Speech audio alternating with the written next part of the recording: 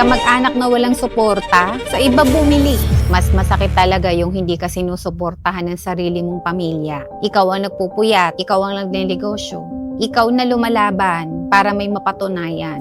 Pero yung kamag-anak mo, sa iba bumibili, sa iba nagpapagawa, sa iba sumusuporta. Tapos sa'yo, tawad, walang support. At ang masakit pa, hindi mo naman hinihingi na iangat ka nila. Konting suporta lang sana, konting tiwala, konting malasakit. Kasi kung hindi pamilya mo ang unang maniniwala sa'yo, sino pa? Ito pang isang reality na mahirap tanggapin. Hindi lahat ng kadugo supportive. Yung iba, mas komportabling makita na parehas ka lang nila. Kasi pag umaangat ka, napapaalala sa kanila yung mga bagay na hindi nila kayang gawin.